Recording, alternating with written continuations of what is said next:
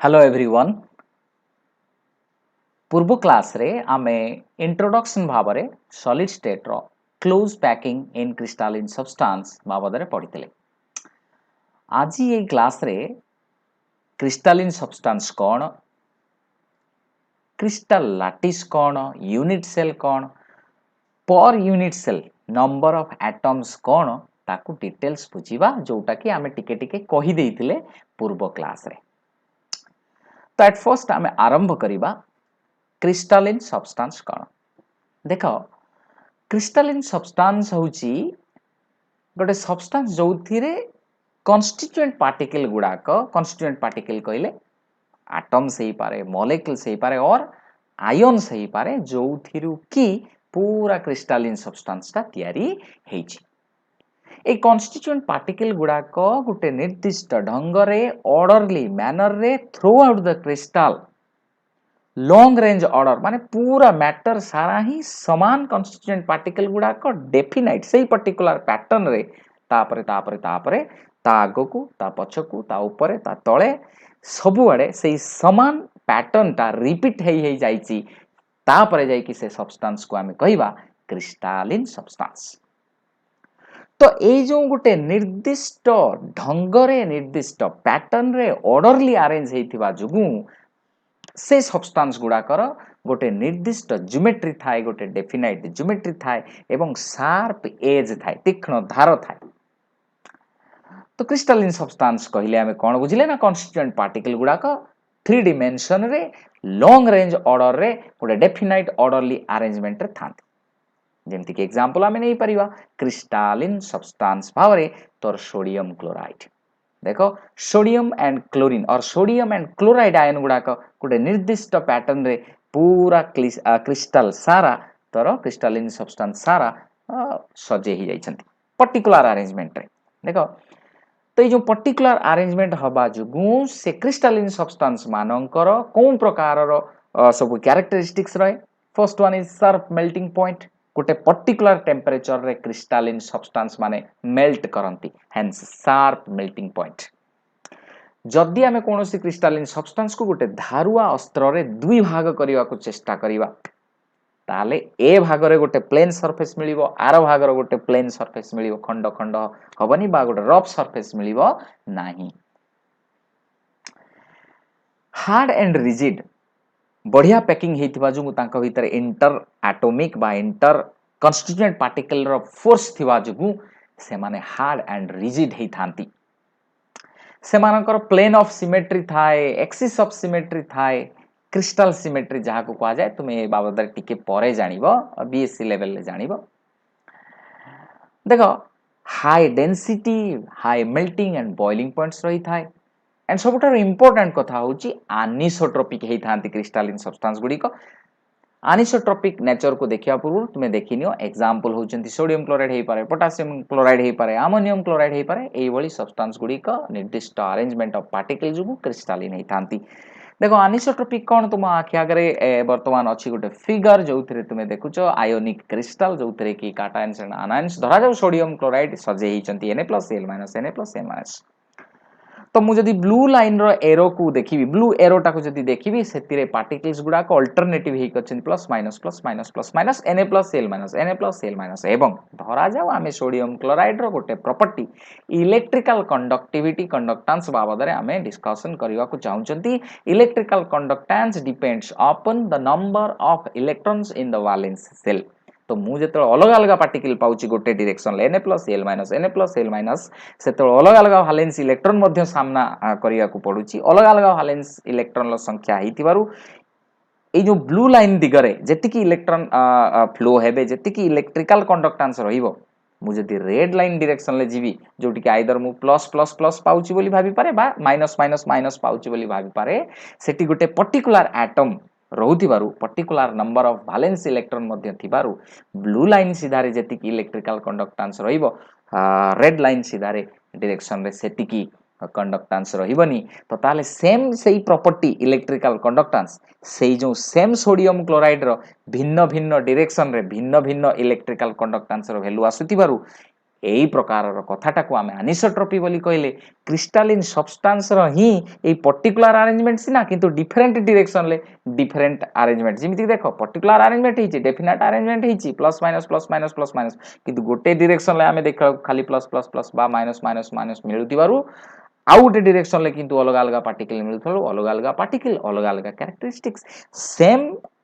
प्रॉपर्टीटा character गोटे क्रिस्टालिन substance रो भिन्न भिन्न दिगरे भिन्न भिन्न वैल्यू मिलुथिबारु क्रिस्टालिन सब्सटेंस को आमे कहले anisotropy by nature so let us come to आमर फर्स्ट सब्सटेंस जोतरे की कन्स्टिट्यूएंट पार्टिकल गुडा को हापा जाडसली एणे तेणे सजाई थांती हो छोटो बहुत अल्प अल्प जागा रे गोटे शॉर्ट रेंज ऑर्डर रे डेफिनाइट अरेंजमेंट थाई पारे but not throughout the matter constituent particle को एमिति गोटे नॉर्मली गोटे डेफिनाइट पैटर्न ले न थांती एग्जांपल भाव रे आमे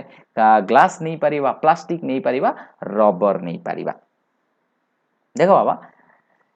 क्रिस्टल लाटिस किछि टर्मिनोलॉजी हमर आरंभ हैला तो क्रिस्टल लाटिस कहला हमें या बुझुछु that this is a representation of the crystalline substance तो क्रिस्टलिन सब्सटेंस रे कॉन्स्टिट्यूएंट पार्टिकल गुडी को एग्जैक्टली केमिति सजा हेइछंती ताकू आमे बुझिया पई प्रत्येक कॉन्स्टिट्यूएंट पार्टिकल को गोटे स्फीयर आकार रे सुचेले एवं प्रत्येक कॉन्स्टिट्यूएंट पार्टिकल को गोटे निर्दिष्ट लाइन रे गोटे सुइटेबली आमे जॉइन कर दवा जो लाइन द्वारा से हमको देला क्रिस्टल लाटिस तो ताला लार्ज 3 डिमेंशनल नेटवर्क रे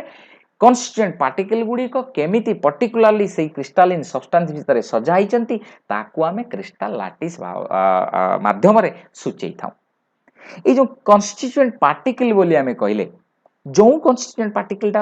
आमे बारंबार कहूछु से एटम्स हे पारे मॉलिक्यूल्स और आयन्स हे पारे जहा को नै कि पूरा क्रिस्टलिन सब्सटेंस तयारी हेची they are called the lattice points जेमति कि देखो लिखा हिचे लैटिस पॉइंट मई कर्सर गुरुचे एरोटा अछि ब्लैक एरो देखो लैटिस पॉइंट्स तो मु कहली क्रिस्टल लैटिस जेतेबेले कहूची क्रिस्टल लैटिस माने ए देखो किमिति स्फीयर ओडा दिया जाईची एवं से स्फीयर गुडा को कौन सूचौचंती ना केमिति से जो एटम्स और मॉलिक्यूल्स और आयन्स के भी कॉन्स्टिट्यूएंट पार्टिकल जे भी हेतिबो से पूरा मैटर सारा गोटे लार्ज 3 डिमेंशनल नेटवर्क रे जत सजाई जिवे ताको आमे कहबा क्रिस्टल लैटिस एवं ए लार्ज 3 डिमेंशनल नेटवर्क को गोटे स्मॉल पर्सन देखो शैडो एरिया देखाउची छाई एरिया सेटा गोटे यूनिट सेल माने गोटे smallest portion of the 3 dimensional network smallest portion of the large 3 dimensional network पूरा बड़ 3 डिमेंशनल नेटवर्क को सबुठार क्षुद्र 3 डिमेंशनल नेटवर्क को जेतला आमे अलगा करि आनले देखो मु अलगा कर नै कि राइट को नै जाईची राइट रे देखो किमिति जिंस एई बॉक्स ता ही बारंबार एटी रिपीट हेइथिबारु पूरा लार्जेस्ट 3 डिमेंशनल नेटवर्क मिलला जा को आमे कहले क्रिस्टल लैटिस ए जो यूनिट सेल को आमे प्रकार भेद क्लासिफिकेशन बा टाइप ऑफ यूनिट सेल को जानिया पई तार की जिंस ऊपर यूनिट सेल रो प्रकार भेद आसे ना तार 6 टा जिंस अछि तीनटा एज लेंथ आउ तीनटा ए एज लेंथ भीतर एंगल जेमति एठी देखाई छी देखो ए देखो ए एटा जेमति हे गला बी ऊपर को जोटा जाई छी बी एटा हेला सी एटा हला धार दैर्घ्य एज लेंथ एवं प्रत्येक एज लेंथ भीतर गोटे गोटे एंगल अछि अल्फा बीटा गामा देखो सब बेले बी आउ सी भीतर एंगल टा को अल्फा कहा जाए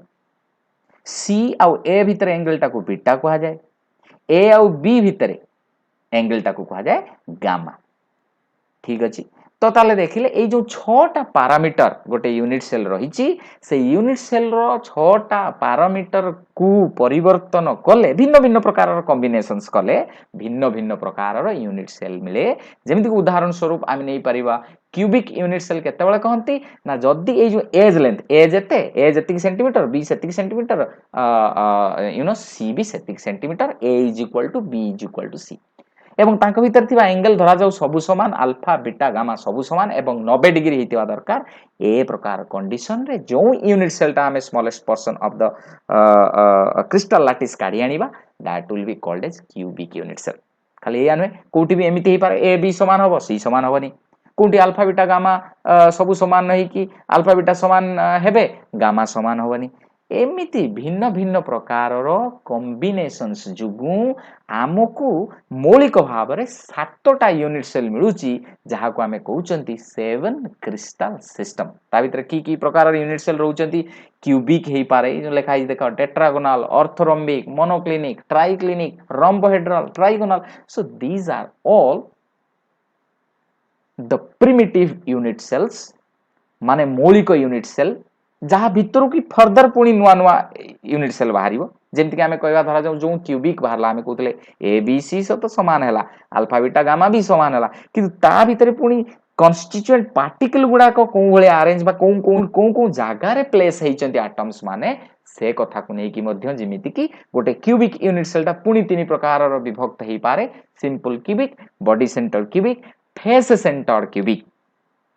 तीन प्रकार यूनिट सेल से भाई आउ गोटे कौन प्रिमिटिव यूनिट सेल बा मौलिक यूनिट सेलटा दुई प्रकार विभक्त हो पारे कोटा आद विभक्त होनी तेणु यही जो 7 प्रकार यूनिट सेलटा फर्दर गोटे दीटा तीनटा एमिति यूनिट सेल देकी टोटल 14 टाइप रो यूनिट सेल हमको मिलुची जहाँ को आमे कहउचंती 14 ब्रावाइस लैटिसेस। बुझिउछ ना कोन कथा 14 ब्रावाइस लैटिसेस। तो ताहाले क्यूबिक यूनिट सेल क्या आमे कहइचंती ऑलरेडी टिके आमे डिस्कशन कर सारचंती तांकर एज लेंथ गुडाक सबु समान आउ अल्फा बीटा गामा सबु समान हेबे एवं तांकर एंगल हबो से माने हेबे समस्ते 90 डिग्री। हेक्सागोनल यूनिट सेल क्या कहवा देखो हेक्सागोनल यूनिट सेल गोटे एग्जांपल आमे एठी देइचंती एठी कोन हबो ना ए बी समान हेबे ए जो हाइट अछि सी सेटा किंतु समान नुहे आउ अल्फा बीटा 90 डिग्री हेबे किंतु गामा 90 डिग्री हबनी 120 डिग्री हबो एई पर्टिकुलर कॉम्बिनेशन ले कोनोसी यूनिट सेल तयारी हेले ताको आमे कहंती हेक्सागोनल यूनिट सेल। तुमे जानु तो लैटिस पॉइंट वाला कला कला स्फीयर आकार सुचाई कोंटी कोंटी एटम रहबो आमे जेतले पैकिंग कथा कहउतले केमिति आमे डिजाइन करूथले ता भितरु काढी आनुथले पूरा पैकिंग भितरु हेक्सागोनल यूनिट सेल किमिति बाहरतला एफसीसी यूनिट सेल किमिति बाहरतला सिंपल क्यूबिक यूनिट सेल किमिति बाहरतला एठी आउ टिके खाली यूनिट सेल ऊपर आमे ध्यान दउचंती। एबे देखिया चलो से जो क्यूबिक यूनिट सेल फर्दर केमिति भाग भाग हेइची कोउठी एटम प्लेस हेइचंती केमिति कोन हेइचंती देखो सिंपल क्यूबिक यूनिट सेल आमे कहूछु एथि पई कि जोथिरे केवल प्रिमिटिव यूनिट सेल एटा केवल जो कोण गुडाकर गोटे यूनिट सेल जेतला आमे धरुछु 8टा कोण रे 8टा एटम्स रहउचंती एवं प्रत्येक कोणरू समान से गोटे एटम एक्जेक्टली मिलु नाही तार 8 भागरू भागे मिलुची कोण पई ना आमे जानिबा ए वीडियो रे जे छो माने देखो आमे जेमिति कहिथिले जे ए type 3 dimensional square close pack रे 8टी एटम को नेकी यूनिट सेल तयारी होची। देखो मु कहितली कोन ना धरा जाऊ एमिति हमर गोटे फर्स्ट लेयर या ऊपर एटा कोन सेकंड लेयर एटा कोन आसीओ थर्ड लेयर तो ये फर्स्ट लेयर और सेकंड लेयर को नेकी आमे गोटे यूनिट सेल परिकल्पना करूथिले ताले एटा कोन हेला बाबा देखो 1 2 3 या तळे 4 5 या तळे 6 7 या तळे 8 एटा को नेकी आमे कहि दउथिले यूनिट सेल किंतु बाबा कथा कौन है ना आमे जदि एटा को गोटे यूनिट सेल करिक नहीं जिबा ताले ये फांका पड़ जिवो तेणु या एटम पई एपट को थिबा यार एपट को थिबा एटम को हमको देखिबा को पड़ियो सेति पई हमर कैलकुलेशन आगु को सब हबो packing efficiency packing fraction density ए सब कैलकुलेशन ले असुविधा हबो एई असुविधा को दूरेबा पई आमे कोन कले कॉमन रखिले तार अर्थ हैला एई जो आटमटा केतेटा पाखापाखी यूनिट सेल को निजर अंश दे पारिबो से माने किमिति हेबे देखो एईटा को ए यूनिट सेल रे रखिबा तुमे देखो न 1 2 3 4 ये चारटा तळे जो चारटा अछि 8 हेई परछि कि मु एईटा को कोन देखि परिबिनी कि 1 2 3 या ऊपर जो गोटे अछि 4 तणी एई 1 2 3 4 ए जो चारटा तळे जो चारटा एई 8टा को नै कि भी मु गोटे यूनिट सेल करि परिबी बुझुछि ना नाही तो ताले ये यार भी ये यार भी ये एपट को जो यूनिट सेल अछि यार भी ये एपट को जो यूनिट सेल हे परिबो यार भी এই ଯେଉଁ ଆମେ ଏଇଟାକୁ ଗୋଟେ ୟୁନିଟ୍ ସେଲ୍ କହୁଛୁ, ୟା ଉପରେ ବି ଗୋଟେ 8 କରିପାରିବନି କି? ଏଇଟା ଉପର ଆଟମ୍, ଏଇଟା ଆମେ ତଳ ଆଟମ୍ ଧରିବା। ଯେମିତିକି ଏଠି ଏଇଟା ତଳ ଆଟମ୍ ଧରିଥିଲେ, ଏଇଟାକୁ ଯଦି ଆମେ ଉପର ଆଟମ୍ ଧରିବା ତାହେଲେ 1 2 3 4, ଏଇଟା ହେବ 5, ୟା ଏଇଠି ଯେଉଁ ଥିବ 6, ୟା ଉପରେ ଯେଉଁ ଥିବ 7, ୟା ଉପରେ ଯେଉଁ 8, ଏଇଟା ବି କରିପାରିବାନି କି? ତେଣୁ ଏଇ ଆଟମ୍ଟା 8ଟା ୟୁନିଟ୍ ସେଲ୍ର ଗୋଟେ କମନ୍ ଆଟମ୍ ହେଇଯିବ। କେମିତି କ'ଣ କ'ଣ ଆଉ ଥରେ କହିଦେଉଛି। ଇଏ ନିଜେ ଗୋଟେ, এইটি ଗୋଟେ ଥିବ 2, এইটি ଗୋଟେ ଥିବ 3, এইটি ଗୋଟେ ଥିବ 4, এই ଚାରିଟା ଉପରେ ଯେଉଁ ଚାରିଟା ମୁଁ এই ବହି ରଖିକି ତୁମକୁ ଦେଖେଇଦେବି କେମିତି ତ 8ଟା ୟୁନିଟ୍ ସେଲ୍ ଦ୍ୱାରା ଭାଗ ହେଉଛି। ତ ତାହେଲେ ସେଇ ଅନୁସାରେ ତୁମେ ଜାଣିଯିବ ଯେ ଗୋଟେ ଆଟମ୍ 8ଟା ୟୁନିଟ୍ ସେଲ୍ ଦ୍ୱାରା ଗୋଟେ ଆଟମ୍ ଯେଉଁଟାକି ଗୋଟେ ୟୁନିଟ୍ ସେଲ୍ର ଆମେ ପରିକଳ୍ପନା କଲେ ସିଏ ଆକ୍ଚୁଆଲି ଗୋଟିଏ ୟୁନିଟ୍ ସେଲ୍ର ନୁହେଁ 8ଟା ୟୁନିଟ୍ ସେଲ୍ର ଅଟେ। ତେଣୁ 8ଟା ୟୁନିଟ୍ ସେଲ୍ ଦ୍ୱାରା ଗୋଟେ ଆଟମ୍ ଯେତେବେଳେ ଭାଗ ହେଉଛି ପ୍ରତି ୟୁନିଟ୍ ସେଲ୍କୁ 1/8 କଣ୍ଟ୍ରିବ୍ୟୁଟ୍ ସିଏ କରିବ। ଦେଖ ଏଇ ଯେଉଁ କୋଣଟା ଅଛି, ଏଇ କୋଣରେ ପ୍ରଥମେ କେତେଟା ବହିର କୋଣ ମିଶି ପାରୁଛି? 1 2 3 4। କେମିତି ମିଶିବ? ଏମିତି ମିଶିବ। ବହିର ମୋଟେଇଟା ଥିକନେସ୍ଟା ଅଲଗା ଅଲଗା ଅଛି ବୋଲି ଜାଣି ହେଉନି। ଯଦି ସବୁ ବହିର ଥିକନେସ୍ ସମାନ ଥାନ୍ତା ତାହେଲେ ପ୍ରଥମେ 1 2 3 4 ଏଇ 4ଟା ବହିର କୋଣ ଏଇଠି ନିଶ୍ଚିତ ମିଶିଥାନ୍ତା। ଠିକ୍ ଏଇ 4ଟା ବହି ଉପରେ ପୁଣି 4ଟା ବହି କ'ଣ ରଖିହେବନି କି? ଯେମିତିକି ମୁଁ ଏଇ ବହିଟା ଆଣିଲି, ଦେଖ। ତାହେଲେ ଏଇ ବହିମାନଙ୍କର ଉପର କୋଣ ସହିତ ଏ ବହିର ତଳ କୋଣ ମିଶିବନି କି? ଏଠି ବି ଗୋଟେ ବହି ରହିପାରିବନି କି? ୟା ଉପରେ ଗୋଟେ, ୟା ଉପରେ ଗୋଟେ ରହିପାରିବନି କି? ତାହେଲେ ତଳ 4ଟା ବହି ଉପରେ ଉପର 4ଟା ବହି ରହିପାରିବନି କି? ତ ତେଣୁ ତଳ 4ଟା ବହିର ଏଇ ଯେଉଁ ଉପର କୋଣ ସହିତ ଉପର 4ଟା ବହିର ତଳ କୋଣ ମିଶି ପାରିବନି କି? ତ ତାହେଲେ କେତେଟା ବହି ଏଇଠି ରହିଲା? 8ଟା ବହି। 8ଟା ବହିର 8ଟା କୋଣ ଗୋଟେ ଜାଗାରେ ମିଶିଲା। ତ ତାହେଲେ ଏଇ ଜାଗାରେ ଯଦି ଗୋଟେ ଆଟମ୍ ଥାନ୍ତା ଏଇଭଳିଆ, ମୁଁ କହୁଛି ବର୍ତ୍ତମାନ ଏଇ ଜାଗାରେ ଏମିତି 8ଟା ଥିଲା। ତ ତେଣୁ ଏଇ ଯେଉଁ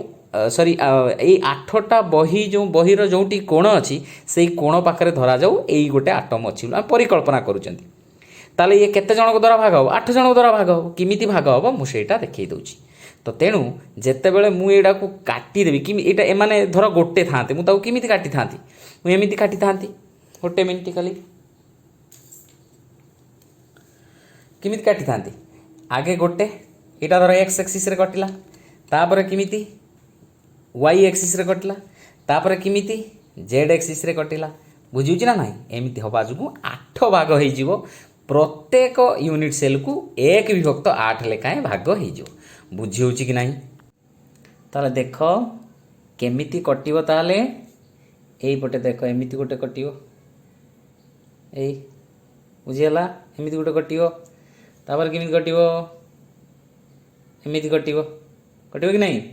ୟାର ବି ସେମିତି ଏମିତି କଟିବ। ଆଚ୍ଛା, 2 3 ନମ୍ବର କେଉଁ ବାଟେ? ଏଇ ବାଟେ। ଏଇ ଦେଖ, ବୁଝିଉଛି ନା ନାହିଁ? କଟିଗଲେ ଏଇ ଯେଉଁ କଟିଗଲେ କ'ଣ ହେବ ନା, ଏଇ ଯେଉଁ ଖଣ୍ଡଟା ଏଇଟା ଉପରକୁ ରହିବ। ଉପର ୟୁନିଟ୍ ସେଲ୍ଟା କେଉଁ ଖଣ୍ଡଟା? ଏଇ ଖଣ୍ଡଟା ଉପର ୟୁନିଟ୍ ସେଲ୍ର ଉପରକୁ ରହିବ। କିନ୍ତୁ ଏଇଭଳିଆ ଗୋଟେ ଖଣ୍ଡ ତଳକୁ ରହିବ। ବୁଝିହେଉଛି ନା ନାହିଁ? କେଉଁ ଭଳିଆ ମିଳିବ ତାହେଲେ? ତାହେଲେ ଫାଇନାଲି ଏଇଭଳିଆ 8 ଭାଗରୁ ଭାଗେ ଗୋଟିଏ ୟୁନିଟ୍ ସେଲ୍କୁ ମିଳିବ। ବୁଝିଅଛି? ତାହେଲେ ୟାର ବି ସେଇ ଅବସ୍ଥା ହେବ, ୟାର ବି ସେଇ ଅବସ୍ଥା ହେବ, ୟା ଉପରର ଆଟମ୍ ସେଇ ଅବସ୍ଥା ହେବ। ଏବଂ ଏଇ ଯେଉଁ ତଳ ଆଟମ୍ର ବି 8 ଭାଗରୁ ଭାଗେ, କାହିଁକିନା ଇଏ ବି ଗୋଟେ କୋଣ ନା। ଆମେ ଯଦି ଏଇଟାକୁ ଗୋଟେ ୟୁନିଟ୍ ସେଲ୍ ବୋଲି ଧରିବା ତାହେଲେ ଏଇଟା ବି ତଳ ଯେହେତୁ ଗୋଟେ କୋଣ, ୟାର ବି 8 ଭାଗରୁ ଭାଗେ ଠିକ୍ এইটু খଣ୍ଡে মিଳିବ। ইয়ার যেମିତି খଣ୍ଡେ ଏପଟକୁ ଆସିଛି, ইয়াର ବି ସେମିତି ଖଣ୍ଡେ ଉପରକୁ ରହିବ। ଆଉ ଯେଉଁ 7 ଭାଗ ଅନ୍ୟ 7ଟା ୟୁନିଟ୍ ସେଲ୍କୁ ପଳାଇବ। ସେମିତି ইয়াର କେତେ ଭାଗ ଚାଲିଯାଇଛି? 7 ଭାଗ ଚାଲିଯାଇଛି। ଏଇଟା କେତେ ଭାଗ? ଗୋଟେ ଭାଗ, ଯେଉଁଟାକି ଏଇ ୟୁନିଟ୍ ସେଲ୍କୁ ମିଳୁଛି। ଠିକ୍ରେ ବୁଝିହେଲା କି ନାହିଁ? ତ ତାହେଲେ ଆମେ ଦେଖିବାକୁ ପାଇବା କେଉଁ ଭଳିଆ ୟୁନିଟ୍ ସେଲ୍ଟେ? ଏଇଭଳିଆ। ତ ସିମ୍ପଲ କ୍ୟୁବିକ୍ ୟୁନିଟ୍ ସେଲ୍ରେ କେବଳ କୋଣରେ 8ଟା କୋଣରେ ଆଟମ୍ସ ରହିବା ପରେ ଆମେ ଯିବା ବଡି ସେଣ୍ଟର୍ଡ କ୍ୟୁବିକ୍। କୋଣରେ ତ 8ଟା କୋଣରେ ଆଟମ୍ସ ରହିବେ, 8ଟା କୋଣରେ ଆଟମ୍ସ ରହିବା ସହିତ ପୁରା ବଡି ସେଣ୍ଟର ଭିତରେ ଦେଖ ମୁଁ କର୍ସର ଘୁରଉଛି। ଏଇ ଯେଉଁ କର୍ସରଟା ଶୋ କରିଛି, ଏଇ କର୍ସରଟା ପୁରାଟା ବଡ଼ଟା ଏଇ ଯେଉଁ ଦେଖାହେଇଛି ଗୋଟେ ସ୍ପିୟର। ଏବଂ ସେ पूरा तू इमेजिन कर पूरा जो 8टा कोण अछि ता भितर से पूरा गोटिकिया आटम रहिछि से आउ कोनोसी यूनिट सेल द्वारा भाग होउनी तेणु से पूरा गोटिकिया से यूनिट सेल रो अछि बॉडी सेंटर रे गोटे आटम रहि होउछि 8टा कोण सहित तेणु ना हेछि body centre cubic unit cell बी। देखो आमे सिंपल क्यूबिक यूनिट सेल कथा देखिथिले वर्तमान देखिवा body centre cubic unit cell जेमिति कि आमे कहले प्रत्येक कोण रे एई भलिया 8 भागरु भाग्य लेखाएं गोटे यूनिट सेल को मिलिबो एवं यूनिट सेलटा केमिति हबो ताको आमे देखिले body centre cubic unit cell रे 8 कोण रे तो एई भलिया 8 खंड मिलुथिबो गोटे यूनिट सेल को एई 8 खंड भितरे गोटिए एई भलिया गोटिकिया आटम एइठी रहि जाउथिबो जोटा कि अन्य कोनोसी यूनिट सेल द्वारा भाग होउ नथिबारु ये गोटिकिया पूरा से body centre cubic unit cell को मिलिबो। Face centre cubic unit cell कथा जदि आमे डिस्कशन करिबा फेस रो सेंटर रे आटम गोटे गोटे रहिबे कहा सहित कोण 8टा रे तो आटम्स रहिबा 8टा कोण रे तो आटम्स रहिबा सहित प्रत्येक फेस रो सेंटर केतरा फेस अछि 6टा फेस प्रत्येक 6टा फेस रो पुनी आटम्स रहिबे फेस रो सेंटर रे सेति पाई देखो दीटा फेस जेतले परस्पर जोड़िबे एटा गोटे यूनिट सेल रो बाम हाथ डाण हाथ गोटे यूनिट सेल रो तो ताले ये गोटे फेस यूनिट सेल ये गोटे फेस यूनिट सेल बाम हाथ डाण हाथ मिसुचंदी ताले गोटे जगह रे केवल दीटा फेस मिसी परियो ता माने दीटा यूनिट सेल रो फेस गोटे जगह रे मिसुथिबारु गोटिए ही atom eighty share हेताय a unit cell row अधे से यूनिट सेल रो अधे सेहिति पई एटी आटम टाकू कोट्टा हेकी देखाई छि जन्नवा मुळा देखाउछि ए जो गोलटा अछि एटा को हमें कहबा half of the unit cell भीतर को अछि अधा आउ अधे आरो यूनिट सेल को पळै छि जो राइट साइड रे से देखो एटा देखले तुम बुझी परियो अधा आटम किमिति भीतर को पळै जाई छि माने यूनिट सेल रो भितु पळै जाई छि आ अधा कोडा गला ता पाखो यूनिट सेल को पळै गला तो ताहले एटा हे गला बाबा हमरो फेस सेंटर क्यूबिक 8 कोण रे 8टा कोण रे आटम प्लेस हे गला परे जेतले प्रत्येक फेस सेंटर रे पुनी आटम सासी की रहि जानती सिंपल क्यूबिक यूनिट सेल एवं body centre cubic unit cell परे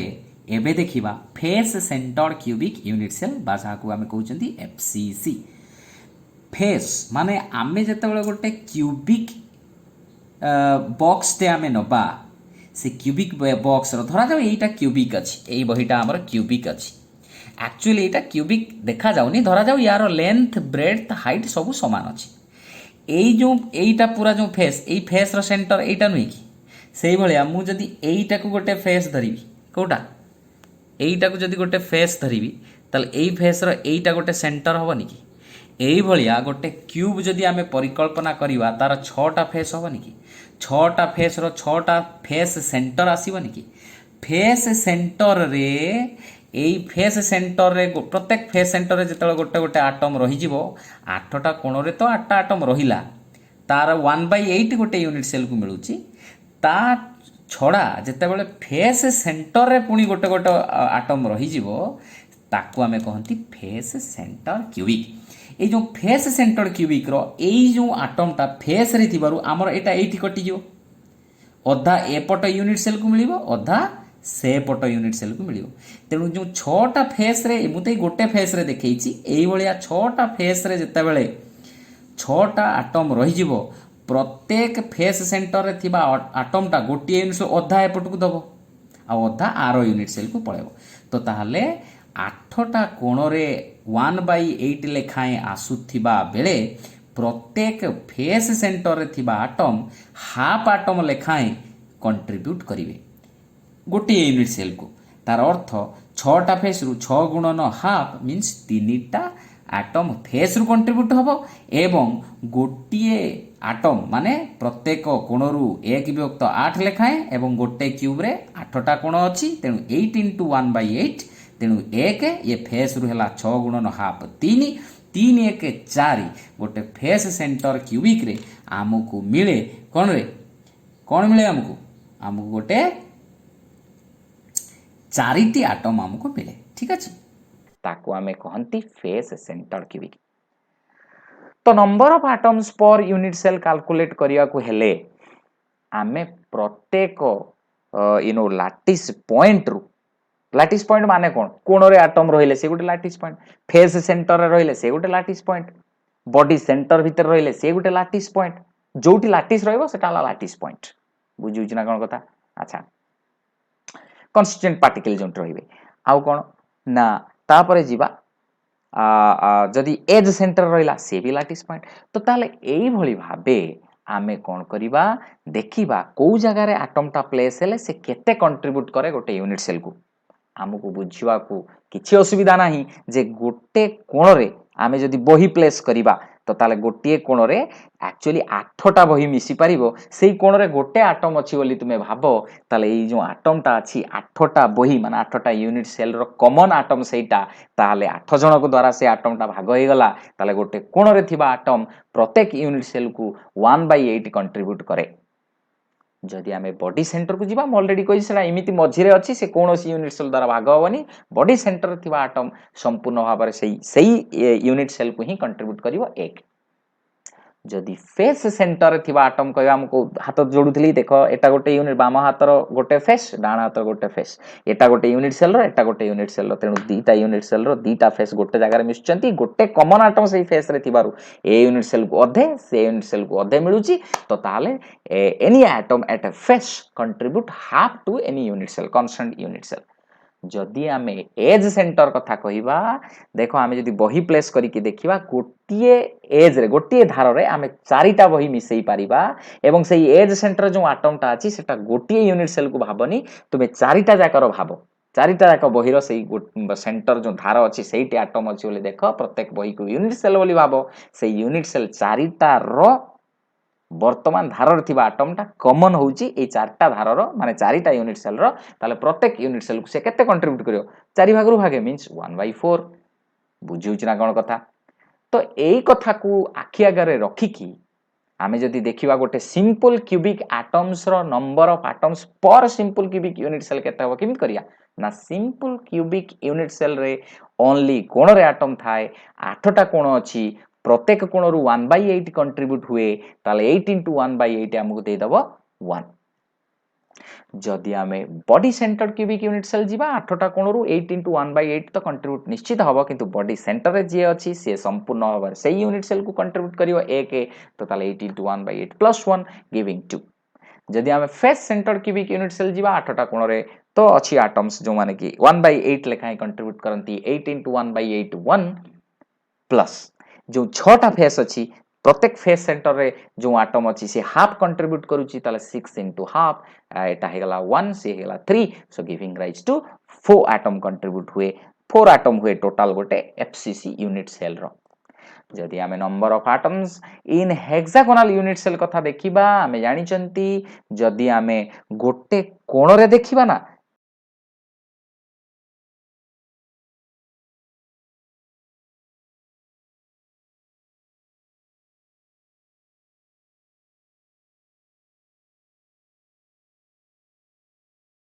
यार तो 12टा कोण अछि ऊपर 6टा कोण तळे 6टा कोण आमे पूर्ववर्ती वीडियो रे देखिथिले किमिति यूनिट सेल आइसोलेट करथिले हेक्सागोनल यूनिट सेल रो गोटे कोण रे थिबा एटम एक्चुअली सेही कोण रे थिबा एटम टा 6टा यूनिट सेल द्वारा भाग हुए ता माने गोटे यूनिट सेल रे जो एटम टा तू कहउछु सेटा पूरा से यूनिट सेल रो नुहे आउरी 5टा यूनिट सेल ता पाखा पाखी अछि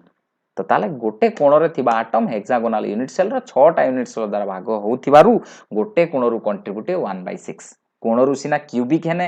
तोर 1/8 किंतु हेक्सागोनल यूनिट सेल रो कोण रु 1/6 कंट्रीब्यूट हुए तेनु 12टा कोण अछि 12 गुणन 1/6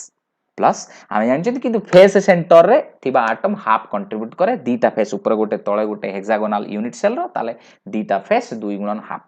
एवं जो भितर तीनटा एटम अछि से कोनोसी यूनिट सेल द्वारा भाग होनी से संपूर्ण मिलिला हेक्सागोनल यूनिट सेल को जदि टोटल आमे कैलकुलेट करिया ताले 6टा एटम्स आसीबो पर हेक्सागोनल यूनिट सेल